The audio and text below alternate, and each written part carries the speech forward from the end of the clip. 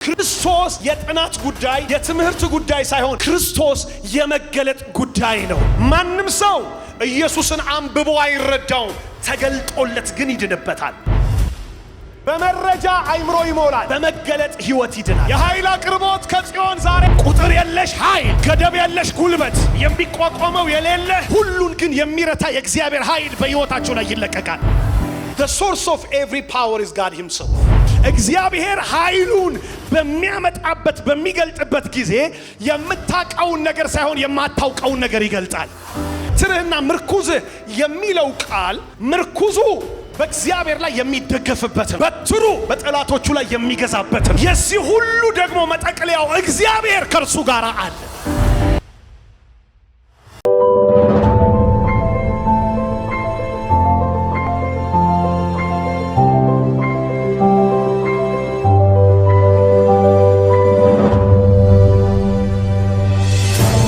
በመዝሙር 110 ከቁጥር 2 ላይ ያለውን ቃል እግዚአብሔር ጌታዬን ጠላቶችህን ለእግርህ መረገጫ እስካደርግልህ ድረስ በቀኜ ተቀመጥ አለው። እግዚአብሔር የኃይልን በትር ከጽዮን ይልክልሃል፣ በጠላቶችህም መካከል ግዛ። ይህንን ክፍል ባለፈው ከትናንትና በስቲያ ሐሙስ ምሽት ላይ በጨረፍታ በወፍ በረር ነክተነዋል። ኢየሱስ ክርስቶስ በማቴዎስ ወንጌል ምዕራፍ 22 ላይ ፈሪሳውያን በጣም በጥያቄ የሃይማኖት መንፈስ ያላቸው እነዛ ሰዱቃውያን ሁሉ ተሰባስበው በአንድነት እንዲህ ይሉት ነበር። ጥያቄዎችን ማጥመጃዎችን እያመጡ ይጠይቁት ነበር እና በዛ መካከል ሁልጊዜ ራሳቸውን የእውቀት ምንጭ ከሆነው ጌታ በላይ የሚያስቡ ራሳቸውን ያስቀመጡበት ትክክለኛ ያልሆነ ወንበር ለሕይወትም ለአይምሮም ለኑሮም ስህተት የዳረጋቸው የሃይማኖት ካባ የሸፈናቸው እነዛ ፈሪሳውያን ሁልጊዜ በቃል ሊያጠምዱት ወደ እርሱ ይመጡ ነበር እና አንድ ጥያቄ ጠየቃቸው። ግን በሕይወታቸው ዘመን የሚያፍሩበትን ጥያቄ የጠየቃቸው ጥያቄ እንዲህ የሚል ጥያቄ ነው። ክርስቶስ የማን ልጅ ነው ብሎ ጠየቃቸው። ይሄ ክፍል በኢየሱስ ኮት የተደረገ ቨርስ ነው። በራሱ ነው ኮት የተደረገው ይሄ ቨርስ እና ክርስቶስ የማን ልጅ ነው ሲላቸው የሸመደዱ ሰዎች ስለነበሩ፣ ጥቅስ አዋቂ ሰዎች ግን የመገለጥ ዓለም ያልገባቸው ሰዎች ስለነበሩ የዳዊት ልጅ ነው አሉት በአንድ አፍ።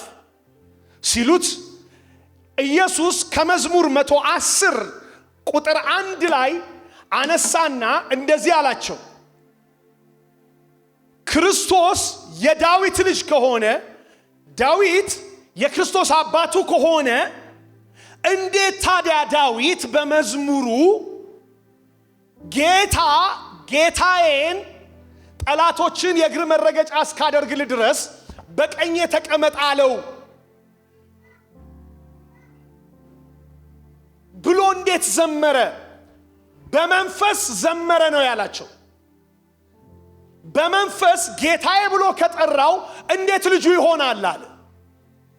አያችሁ፣ ባይምሮ አይደለም፣ በጥቅስ አይደለም፣ በግጥም አይደለም፣ በመንፈስ ጌታዬ ብሎ ካለው እንዴት ልጁ ይሆናል አላቸው።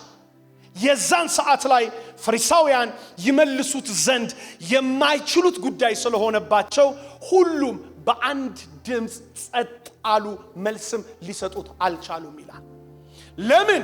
የእግዚአብሔር ዓለም የመገለጥ ዓለም ስለሆነ። ክርስቶስ የጥናት ጉዳይ የትምህርት ጉዳይ ሳይሆን ክርስቶስ የመገለጥ ጉዳይ ነው። ማንም ሰው ኢየሱስን አንብቦ አይረዳውም፣ ተገልጦለት ግን ይድንበታል። ማንም ሰው ብዙ አዋቂነን ባዮች ተከራካሪ በዓለም ላይ እጅግ የገነነ የናኘ ስም ያላቸው ስኮላርስ፣ የሙስሊም ስኮላርስ፣ የቡድሃ ስኮላርስ፣ የኮንፊሽየስ ስኮላርስ, lots of scholars, they read about Jesus they know about Jesus, but they are not saved. Because Christ Jesus is revelation, not information. ኢየሱስ መረጃ ሳይሆን መገለጥ ነው። በመረጃ አይምሮ ይሞላል፣ በመገለጥ ህይወት ይድናል።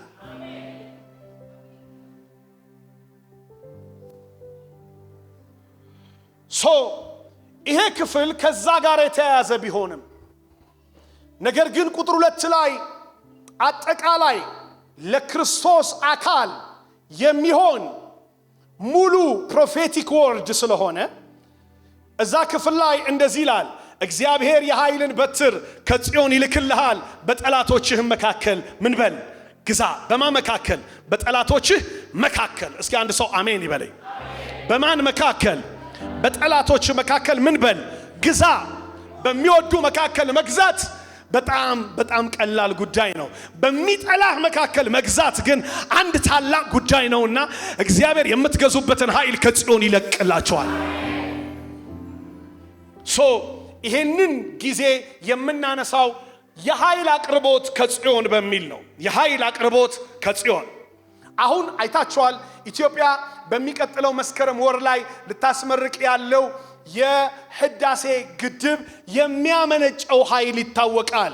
ኢትዮጵያ በጣም በጥሩ ሁኔታ የኃይል ኢንቨስትመንት ውስጥ ገብታ ለጎረቤቶቿ እጅግ ትልቅ የኃይል አቅርቦትን በማምጣት የኢኮኖሚ ተጠቃሚ፣ የዲፕሎማሲ ተጠቃሚ፣ የፖለቲካ ወይም የጂኦፖለቲክስ ተጠቃሚ ትሆናለች የሚለው ነገር እጅግ እውነትና ጥሩ እውነት ነው።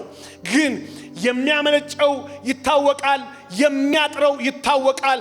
ይሄ ኃይል ለሚሰጠው ለሚከለክለው ነገር በቁጥር የተሰላ እውነት አለው። አንድ ወደ ኔቸር ዓለም ስትሄዱ አንድ ፀሐይ በአንድ ቀን ውስጥ የምታወጣው የጨረር ትንፋሽ ይሉታል ሳይንቲስቶቹ ብሪዝ። ልክ ስትተነፍስ ብሪዝ ስታረግ በጣም ብዙ ሺህ የኒክሌር አረሮችን ነው ብሪዝ የምታረገው የምትተነፍሰው። ኒክሌርስ ማለት ነው። በዓለም ላይ እንደምታውቁት ትልቁ የኒክሌር አረር ቁጥር ያላት ራሻ ነች። ከዛ በኋላ አሜሪካ፣ ከዛ በኋላ እያለ እነ ፈረንሳይ እንደዚህ ያሉ በቁጥር ደረጃ ይሄዳሉ። ወደ 7 ሀገሮች የኒክሌር አረር አላቸው የሚባሉት እነዛ ሀገሮች ግዙፍነታቸው ወይም ታላቅነታቸው የሚለካው ስንት የኒኩሌር አረር ወይም ሚሳኤል አላቸው ተብሎ ነው። የሚገርማችሁ ታሪክ አንድ ጊዜ ፀሐይ ብላ የምትተነፍሰው የኒኩሌር አረር ብዛት እና እግዚአብሔር ህዋውን ባላንስ ለማድረግ እንዳይሞቅም እንዳይቀዘቅዝም እንዳይቀልጥም ለማድረግ ያንን የኒኩሌር አረሮች በህዋው ላይ በትኗቸው እኛ ጋር እንዳይደርስ ጥላ ሆኖልን ሁሉም በስልጣኑ ቃል እየደገፈ ምን አይነት አምላክ እንደምታመልክ እኮ ቢገባህ እኮ እንደዚህ አልነበረም የምትሰማኝ። እስኪ አንድ ጊዜ ለእግዚአብሔር ክብር ስጡት ባካችሁ። ቅዝቃዜና በረዶ እንዳይውጠን ያ የኒኩሌር አረር እዛ ላይ ባላንስ እየሰራልን መጥቶ እንዳይፈጀን ከለላ የሆነልን ከዚያ አትለፍ ብሎት እንዲህ አይነት ስራን የሚሰራ አምላክ ነው ያለ። የሚገርማችሁ የኃይል አቅርቦት መጠኗ ይታወቃል። ፀሐይ 18 ሚሊዮን ዲግሪ ሴንቲግሬድ ሙቀት አላት ስትቀርቧት። ሚሊዮን ነው የምላችሁ 18 ሚሊዮን ዲግሪ ሴንቲግሬድ። በ40 እኮ ሰው ጸጥ ይላል። እኔ ሱዳን ስደተኞች ካምፕ አንድ ጊዜ ሄጄ ቢጫ ወባ ይዤ ተመለስኩበት ሀገር ላይ በትልቅ ድምጽ በጣም 48 አካባቢ ነበረ ሙቀቱ። በትልቅ ድምጽ እግዚአብሔር ብዬ እንደዚህ ሀገር ጀምሬ ይወዳችኋል ብዬ ጨረስኩ። ምክንያቱም ይሄ እማልችለው ነው። ጅቡቲ በመመላለስበት ጊዜ በመኪና ነው ከዚህ የነዳውኝ የሚሄድ የነበረው። በመኪና ጠዋት ከዚህ እነሳለሁ፣ ድሬዳዋ ምሳዬን እበላለሁኝ፣ ቡና ጠጣለሁ፣ መኪና ውስጥ 10 ደቂቃ ተኛና ቀጥታ ጅቡቲ ገብቼ ከዛ በኋላ ፊቴን ታጥቤ ልብሴን ቀይርና ኮንፈረንስ ላይ ቆማለሁ። የዛኑ ቀን ማለት ነው። ግን እዛ ግን ስቆም ግን እዛ ስገባ ዝም ብሎ ዝናብ ውጪ ያለ ይመስለኛል። ግን ለካ እኔ ነኝ የምዘንበው። እኔ ዘንባለሁ፣ በቃ በላብ ዘንባለሁ። እና እንዲያውም ድሮ ይሉኛል ያሁኑ ጥሩ ነው ካስዬ፣ ድሮም ኮካ ኮላ ጠርሙስ እኮ እንዲህ ተቆልምሞ ነበር የሚገኘው መንገድ ላይ። ኮካ ኮላ ጠርሙሱን ይቆለምመዋል። እና ንግርት ስለሚመስለኝ ከጅቡቲ የሄዱ ፈረንሳውያን ፈረንሳይ አገር አስቀምጠውት የተቆለመመ የኮካ ጠርሙስ እቤታቸው አግኝቻለሁ። ፈረንሳይ ሲሄድ የኮካ ጠርሙሱን ቆልምሞት ማለት ነው። የሙቀቱ ኃይል ግን ይታወቃል ቁጥሩ። የኃይል አቅርቦት ከጽዮን ዛሬ ላወራልህ ነው። ቁጥር የለሽ ኃይል፣ ገደብ የለሽ ጉልበት። አዎ የሚቋቋመው የሌለ ሁሉን ግን የሚረታ የእግዚአብሔር ኃይል በሕይወታችሁ ላይ ይለቀቃል። ተፈቅዶላችኋል የምላችሁ ይሄ ኃይል ነው። ሃሌሉያ! ይሄንን ኃይል የሚያስቆመው የለም። ታውቃላችሁ እያንዳንዱ ኃይል የፖለቲካ ኢሹ ነው፣ የኢኮኖሚ ኢሹ ነው፣ የጂኦ ፖለቲካል ኢሹ ነው። ብዙ ኢሹዎች አሉት። every power have an issue, but this power of God is beyond the issues, beyond the political issues, beyond economical issues. ከዚህ ሁሉ ያለፈ የእግዚአብሔር መንግስት ኢሹ ነው። እርሱ ደግሞ ሁሉን ይገዛል። እርሱ ደግሞ ሁሉን ያሸንፋል። በጣም የሚገርማችሁ ይሄ ነው። ኃይል ምንድነው? ከጽዮን የሚላክ ኃይል፣ ከጽዮን የሚወጣ ኃይል ምንድነው? ፓወር የሚለው ቃል ወይም ይሄ ኃይል የሚለው ቃል በመጀመሪያ ደረጃ ከልዑሉን ጀምር። the source of every power is God himself። የእያንዳንዱ ኃይል ምንጭ ማን ነው? እግዚአብሔር ነው። የሁሉ ኃይል ምንጭ እግዚአብሔር ነው። በግሪክኛ ልትለው በዕብራይስጥኛ ልትለው የማትችለው ባለሙሉ ኃይል ሰጪ እግዚአብሔር እርሱ የማይተነተን የኃይል ባለቤት ስለሆነ የሱ አንዱ ባህሪው ማንነቱ ተብሎ ከሚታወቅበት መጠሪያው ኦምኒፖተንስ ይባላል። ኦምኒፖተንስ። ይሄ ኦምኒፖተንስ ወይም በእግዚአብሔር ባህሪ ሲቀየር ኦምኒፖተንት ተብሎ የሚታወቀው ምን የሚል ትርጉም አለው? ማድረግ የሚችለውን ሁሉ ያለማንም ከልካይ ሊያደርግ የሚችል ብቃት ያለው አካል። ማድረግ የሚፈልገውን ሁሉ ማድረግ የሚችልበት ብቃት ያለው አካል ኦምኒፖተንት ተብሎ ይታወቃል። አሁን አንድ በጣም ደስ የሚል አዋጅ ላውጅ ነው። አጠገባችሁ ላለው ንገሩት፣ እግዚአብሔር አምላክህ ይሄንን ይመስላል በሉት። በህይወት ማድረግ የሚፈልገውን ሁሉ ማድረግ የሚችልበት ብቃት ያለው፣ ማድረግ የሚችልበት ኃይል ያለው፣ ማድረግ የሚችልበት ጉልበትና ስልጣን ያለው እርሱ አምላክህም አባትህም ነው በሉት። ይችላል። እንግዲያውስ እኔ ልናገር በህይወታችሁ ላይ ያለ መከልከል እግዚአብሔር ይገለጥ። ያለ መከልከል ቤታችሁ ላይ፣ ያለ መከልከል ኑሯችሁ ላይ፣ ያለ መከልከል አገልግሎታችሁ፣ ስራችሁ፣ መንገዳችሁ፣ እርምጃችሁ ላይ እግዚአብሔር በክብር ይገለጥ፣ በኃይል ይገለጥ። አንድ ነገር እኔ አምናለሁኝ፣ እግዚአብሔር ኃይሉን በሚያመጣበት በሚገልጥበት ጊዜ የምታውቀውን ነገር ሳይሆን የማታውቀውን ነገር ይገልጣል።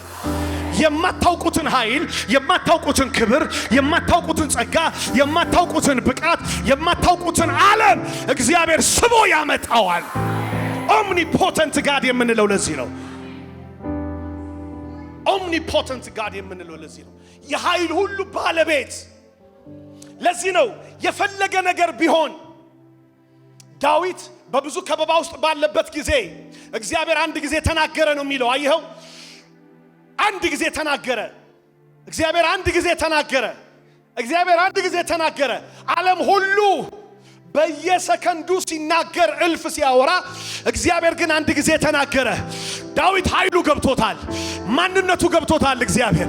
እኔም ይሄንን ብቻ ሰማው አለ። አንዱን ሰማው። ከዛ ስትሉት ኃይል የእግዚአብሔር ነው፣ ኃይል የእግዚአብሔር ነው አለ። እኔም ይሄንን ብቻ ሰማው፣ ኃይል የእግዚአብሔር ነው።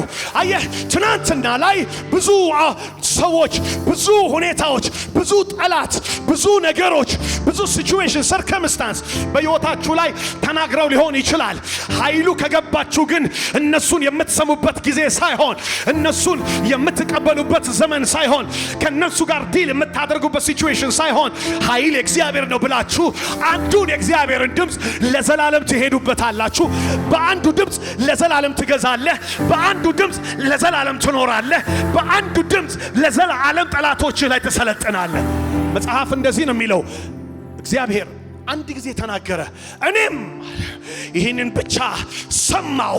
I decided to hear the voice of the Lord once what I heard from his mouth, and the power of God is still working and he's active in my life to do miracles, to perform unknown glorious manifestations. ያንን ለማድረግ እግዚአብሔር ይሰራል። አንድ ሰው ጮሆ እግዚአብሔር ይሰራል ይበል።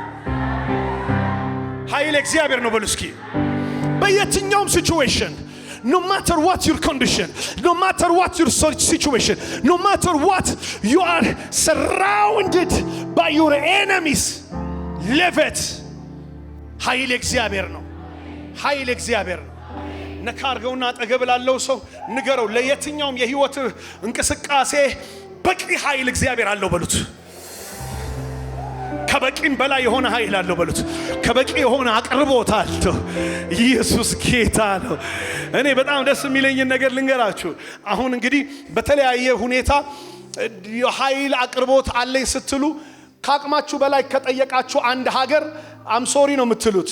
ልሰጥህ የምችለው ይችን ታክል ሜጋዋይት ነው የምትሉት።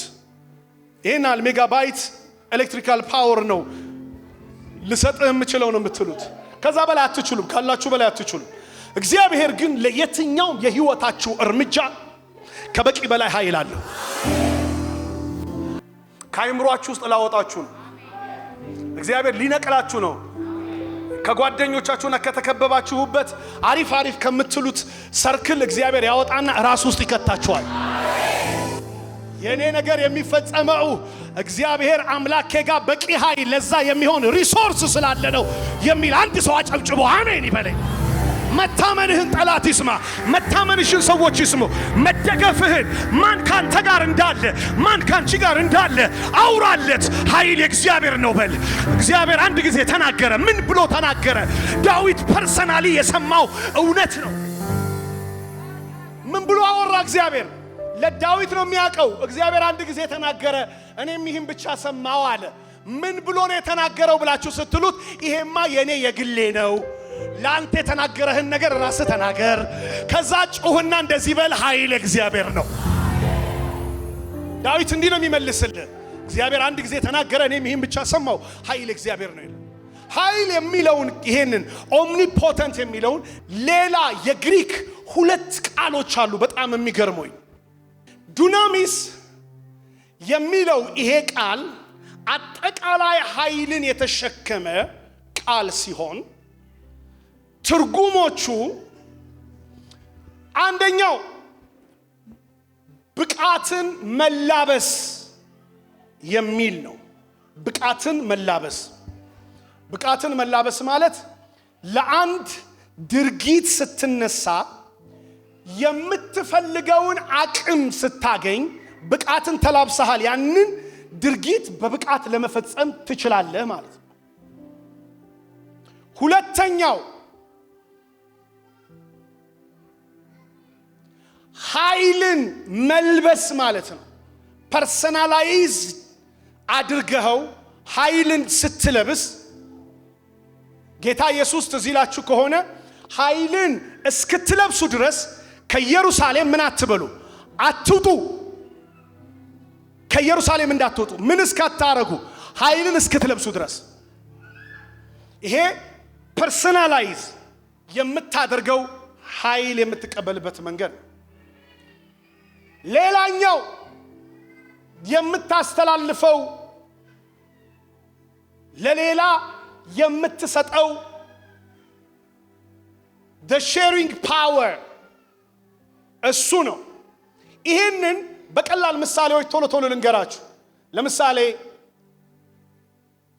ዱናሚስ አጠቃላይ የኃይል ስያሜ ሲሆን ኤሌክትሪካል ፓወርን ለማስተላለፍ ስትጠቀም ዲናሞ ስንቶቻችሁ ታውቃላችሁ ዲናሞ አሁን ዲናሞ የምንለው ነገር ሁላችሁም ታውቁታላችሁ ያ ኃይል ማስተላለፊያ ማለት ነው እሺ ድማሚትስ አሪፍ መግለጫ እኮ ነው ያለን እኮ እኛም ሀገር ድማሚት እስኪ ኦኬ ድማሚት አንድን ተራራ ወይም አንድን ግዙፍ ቋጥኝ ድንጋይ ለማፍረስ አቅም ስታጣ አቅምህን ሳታፍ ባክን የምትጠቀምበት ኃይል ድማሚት ይባልና እዛ ቋጥኝ ስር ወይም ተራራ ስር ተቀምጦ እርሱ ሲፈነዳ እነዛን ግዙፍ የተባሉትን ከአቅም በላይ የሆኑትን ጉዳዮች አፈራርሶልህ መንገድ ይከፍትልሃል የምትፈልገውን አይነት ነገር ይሰጣል በዚህ መንገድ እየተተነተነ ይሄዳል አጠቃላይ ሐሳቡ ግን ምንድነው ነው የሚለን ዱናሚስ ይሄ ዱናሚስ እንዳልኳችሁ በጣም በብዙ አይነት ነገር ቢተረጎምም የመጀመሪያው ነገር 120 ጊዜ ያህል በአዲስ ኪዳን የተጠቀሰ የእግዚአብሔር ኃይል መገለጫ ተደርጎ ይታወቃል ኦኬ ይሄንን ትተነው ወደ ሁለተኛው ሐሳብ እንደገና እንምጣ ሁለተኛው ሐሳብ ዱናሚስ የመጀመሪያው ሲሆን ሁለተኛው ኤግዞሲያ ይባላል ታላቁን ኃይል መጠቀም የሚለውን መጽሐፌን እሱን ምናልባት አስተናጋጆች መጨረሻ ላይ ሊሰጧችሁ ይችላል እሱ ላይ በደንብ እዛ መጽሐፍ ላይ ታገኙታላችሁ ታላቁን ኃይል መጠቀም የሚለው መጽሐፍ ላይ ሶ ይሄኛው ኤግዞሲያ ማለት ኦቶሪቲ ወይም ስልጣን ማለት ነው የዱናሚስ አንዱ መገለጫ ቃል ወይም ኃይልን ከምንተነትንበት ቃል አንዱ ኤግዞሲያ ወይም ኦቶሪቲ በአንድ ጉዳይ ላይ የማዘዝ ስልጣን የመለወጥ ስልጣን የመሻር ስልጣን የመሾም ስልጣን መውሰድ ኦቶሪቲ መያዝ ልክ ኢየሱስ በጠላት ኃይል ሁሉ ላይ ስልጣንን ሰጥቻቸዋለሁ ሲል ኤግዞሲያን ነው የተጠቀመው ስልጣንን ሰጥቻቸዋለሁ በጠላት ኃይል ሁሉ ላይ እስኪ አንድ ላይ ቀንጃችሁን አንሱና በጠላት ኃይል ሁሉ ላይ ስልጣንን ተቀብያለሁ አሁን እንግዲህ አስቡት እንደነዚህ አይነት ስልጣን ባንቀበል በጠላት ኃይል ሁሉ ላይ ስልጣን ባንቀበል እዚህ የሚጮኸው ይሄ በቀላሉ አተ ሂድ ከዚህ 3 ጊዜ ጮህና ውጣ ምናምን የምንለው የምንጸየፈው ጂኒ ሌላ ቦታ ላይ ግምጃ በሬ ቀይ ገንቦ ያለበት ፍየል ካላመጣ አፈርፍራለሁ የሚል እኮ ፈራጅ ነው ሌላ ቦታ እዚህ ነው እኛ የምንፈርድበት ቀንድ ያለው ዶሮ ካላመጣሽ ቀንድሽን ነው የምሰብረው የሚል እዛ ጠንቋይ ነው ካንተ የሚፈልገው ነገር ለዛ ነገር ታማኝ መሆን ለዛ ነገር የሚሆን እምነት መያዝ ለዛ ነገር የሚሆን መቀበል የሚችል መንፈስ በእግዚአብሔር ፊት ድፍት ብለ በጾም በጸሎት መቀበል ነው የሚያስፈልግ እና ይሄ ኤግዞሲያ ስልጣን ኦቶሪቲ to command your enemies to destroy the work of the enemy to destroy and distract the kingdom of the darkness authority የሚሰጥህ ስልጣን የሚሰጥህ ነገር ሶ ለዚህ ነው እግዚአብሔር ከጽዮን የኃይልን በትር ይልክልሃል አንተም በጠላቶች መካከል ትገዛለህ extended ምን በትር እስኪ የተላከ በትር በሉ ወይኔ ለአንድ ለሶስት ሰው ዛሬ እስቲ እንደው ነቅነቅ አርጉትና አጠገባችሁ ላለ ለአንድ ለሶስት ሰው እግዚአብሔር ከጽዮን የተላከ በትር የስልጣን በትር የኃይል በትር በሉት የክብር በትር በሉት ይልክልሃል በሉት አንተም በሉት ገዝተ በማታቀው ልክ ትገዛለህ ተገልጠ በማታቀው ልክ ትገለጣለህ ከዚህ በኋላ ከዲዛይንህ ውጪ በኢየሱስ ስም አትኖርም ከዲዛይንሽ ውጪ አትኖርም በጣም ደስ የሚለኝ ቃል አለ በመዝሙር 23 ላይ ትዝ ይላችኋል መጽሐፍ ሲናገር እንደዚህ ብሎ ይናገራል በትርህና ምርኩዝህ እነሱ ያጸናኑኛል በትርህና ምርኩዝህ ይላል what is that supposed to mean በትርና ምርኩዝ እነዚህ ሁለት ነገሮች የመታዘዝና የማዘዝ የመገዛትና የመግዛት ቁልፎች ናቸው ከዛ በእግዚአብሔር ቤት ለዘላለም እኖራለሁ ይላል አየህ ይሄ ዳዊት ሲዘጋ በትርህና ምርኩዝህ እነርሱ ምን ያረጉኛል ያጸናኑኛል comfortable ያረጉኛል ነው ያጸናኑኛል እና ስቴብል ሆኜ እንድኖር ያደርጉኛል እስቲ እሱን ክፍል አንብብልኝ እስቲ ህዝቡ ስለስሙም በጽድቅ መንገድ መራ በሞት ጥላ መካከል እንኳን ቢሄድ አንተ ከኔ ጋር ነህና ክፉን አልፈራም መቼ በሞት ጥላ መካከል እንኳን ቢሄድ even if I walk the shadow of the valley of death I shall not fear because that you are with me አንተ ከኔ ጋር ነህና አልፈራም ኦኬ ከዛስ በትርህና ምርኩዝህ እዚህ ቦታ ላይ ደግሞ ከጽዮን እግዚአብሔር የኃይልን በትር ምን ያደርግልሃል ይልክልሃል አንተም በጠላቶች መካከል ምን ትላለህ ትገዛለህ ኦኬ በትርህና ምርኩዝህ የሚለው ቃል ምንድነው ብላችሁ ስትጠይቁ አንደኛ ምርኩዙ በእግዚአብሔር ላይ የሚደገፍበት ነው በትሩ በጠላቶቹ ላይ የሚገዛበት ነው እሱ ብቻ አይደለም የዚህ ሁሉ ደግሞ መጠቅለያው እግዚአብሔር ከርሱ ጋር አለ ስለዚህ በሞት ጥላ መካከል ሲሄድ ባትሪ ይዤ አልፋለሁ አላለም አንተን ይዤ አልፋለሁ አንተ ከኔ ጋር ነህና አልፈራም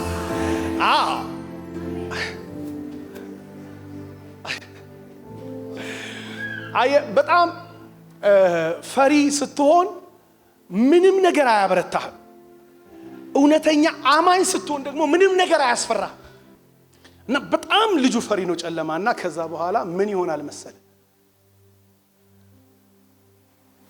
ውጣና ከደጅ ስራ እየሰራች ስለነበረ ሳፋ አምጣልኝ ትለዋለች ልጅ ሳፋ አይ አልወጣም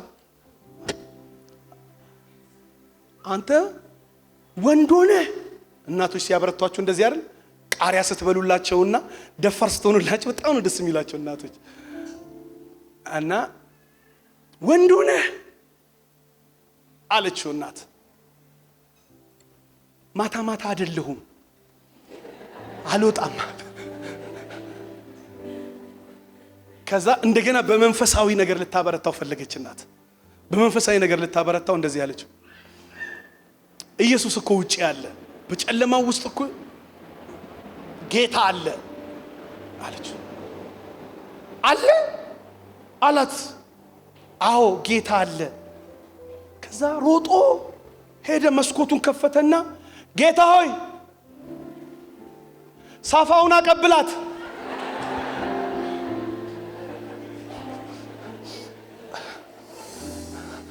ሳፋውን አቀብላት ለእናቴ ሰው እጅግ ፈሪ ከሆነ ምንም አያበረታው ተጠራጣሪ ከሆነ ምንም አያሳምነው አማኝ ከሆነ ደግሞ ምንም አያስፈራው እንደ ዳዊት ዛሬ እንዲበሉ ኃይል እግዚአብሔር ነው በሞት ጥላ መካከል እንኳን ቢሄድ አየ in the midst of in the shadow of the valley of days ነው ያለው። በመካከል መሄድ ዳር ዳር አይደለም፣ ጥግ ጥግ አይደለም፣ እየሸሸው አይደለም። በመካከል ብሄድ ክፉን አልፈራም። ለምን? አንተ ከኔ ጋር ነህና። ስለዚህ ክፉን አልፈራም። ምንድነው ያለው? ጥላ። የሞት ጥላ ማለት እኮ ታውቃለህ አይደለ? አካሉ ከመድረሱ በፊት የምታየው ማስታወቂያ ማለት ነው ጥላ። ሁለተኛው ማስታወቂያነቱ አካሉ እዛ ጋር አለ ማለት ነው። ጥላ ስታይ አካሉ ኦሬዲ እዛ ጋር አለ ማለት ነው። ማስታወቂያ እኮ ነው ጥላ። ጠላት ማስታወቂያ እየነገረ ኦሬዲ አይ አም ዜር እያለ አጠገብህ ነኝ፣ ይሄው ጥላዬን፣ ይሄው ምልክቴን እያለ አንተ ግን ካንተ ምልክትና ምስክርነት በላይ እኔ ጋር ያለው እግዚአብሔር ይበልጣል። የማታየው ውስጥ እየኖርኩ ነው ማልፈው። አዎ እንዴት ብሎ ሲልህ በልዑል መጠጊያ የሚኖር ሁሉን በሚችል አምላክ ጥላ ውስጥ ያድራል። እኔ ባደርኩበት በዛ በሁሉን ቻይ አምላክ ጥላ ውስጥ አድሬ ነው የምንቀሳቀሰው። when I walk the shadow of the valley of days I know እግዚአብሔር ከኔ ጋር እንዳለ I know ልዑል ውስጥ እንዳደርኩ ትለዋለህ። ለዚህ ነው አማኝ ከሆንክ በዚህ ልክ የምትሄደው። ኃይል የእግዚአብሔር ነው ብለህ ቀጥል።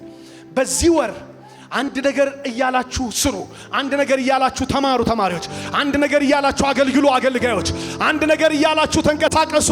በየትኛውም አቅጣጫ ላይ የምትንቀሳቀሱ ኃይል የእግዚአብሔር ነው። ኃይል የእግዚአብሔር ነው። በትርህና ምርኩዝህ እነርሱ ያጸናኑኛል።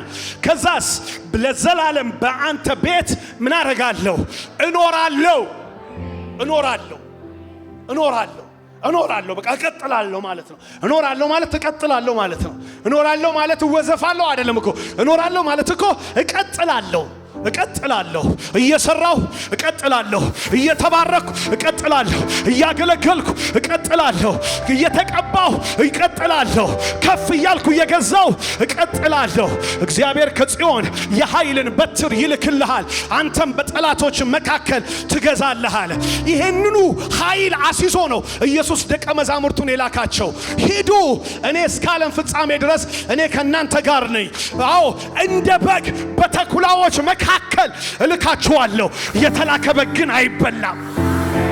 ለምን? ከእርሱ ጋር ያለ ኃይል ስላለ። አንተ ኖርማል በግ፣ የገበያ በግ አይደለህም፣ የሰፈር በግ አይደለህም። የተላክ በግ ነህ። ባለቤት አለ፣ አለቃ አለ፣ መልእክት አንተ ላይ አለ፣ አንቺ ላይ አለ። ለዚህ ነው በተኩላዎች መካከል